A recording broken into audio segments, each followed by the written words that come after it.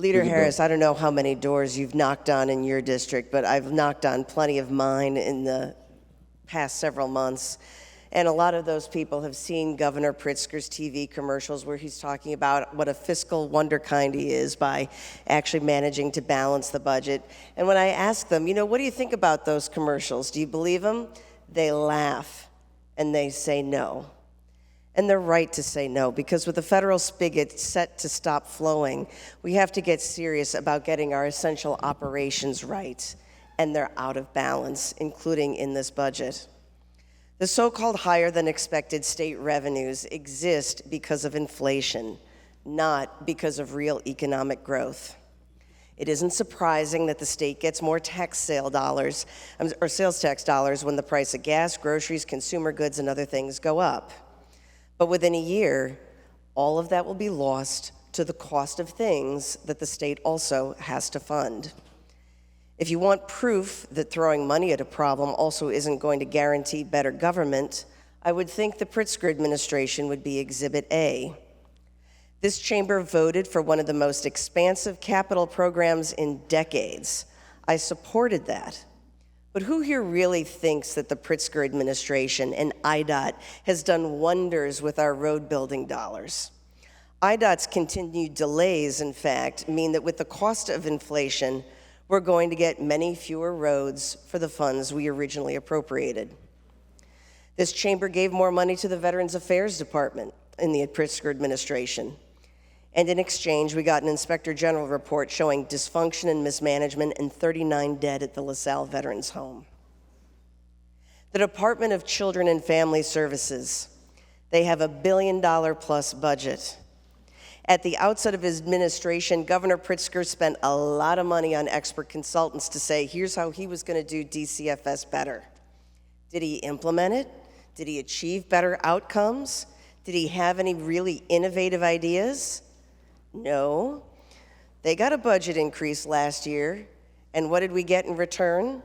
An unprecedented 8 contempt of court orders. You're now giving Governor Pritzker another few $100 million to play around with for DCFS. Do you trust him to spend that wisely? I don't. Let's talk about the Liggett consent decree. For over 10 years, the state of Illinois has been under court supervision because over and over and over again, we failed our residents with disabilities, have underfunded the organizations that serve them, and we have unacceptably high turnover in those jobs. To pay just basic market rates, and y'all say that you love paying everybody a living wage, would require adding an additional $152 million a year into that Illinois system. Are we doing that with this budget? No. Will what we're even putting into it keep up with inflation? No.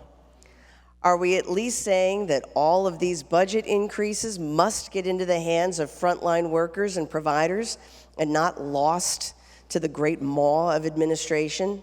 No. You're actually creating a whole host of new expensive programs and not funding the ones you're under a court order to properly fund. As with many things with this governor and with this budget, the people are going to have to read the fine print. The governor has touted his bond rating increase, but it means we just went from 1 notch above junk to 2. He's talked about his capital infrastructure plan where the roads aren't getting built and the vertical capital infrastructure isn't also moving along. He's going to talk about a gas tax, but all he's doing is postponing collecting the full amount until conveniently right after the November election. And the checks in the mail, that's really, I know that people need the money, but the way in which you're doing it, you're basically giving the governor a taxpayer-funded mail piece. He's a billionaire. He shouldn't need that. We could have used our one-time federal government dollars to get our financial house in order.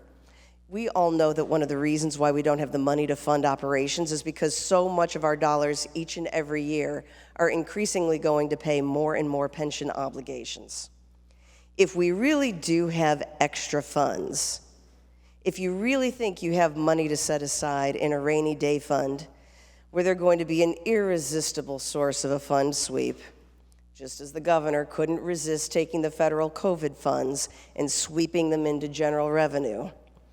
At the very least, push those funds into the pension fund or towards paying off the unemployment trust fund debt. That's going to help reduce the long-term cost of government for the people for years, and maybe that will prevent the need to raise taxes on businesses or cut benefits to the unemployed. But you enshrined the latter two options into law today and sent that to the governor's signature. I don't know why politically you've decided that you can't, shan't, or won't actually try to make a genuinely balanced budget, but Illinois is going to continue with its structural deficit problems. And when Governor Pritzker can no longer rely on federal bailouts, when he can't bribe people with their own money in the form of a so-called tax credit, Representative, and when he please. no longer, I'll wrap it Representative, up, and when he please. no longer needs your vote, he's Representative, once please again bring your going to remarks turn to to close. tax hikes. I'm not willing to set the stage for his demands that taxpayers bail him out again. This has been a wasted opportunity for our residents who deserve so much better than this. And Speaker Welch, you promised a new day at the outset of your tenure. What a sad thing that after a full session, it's the same old, same old.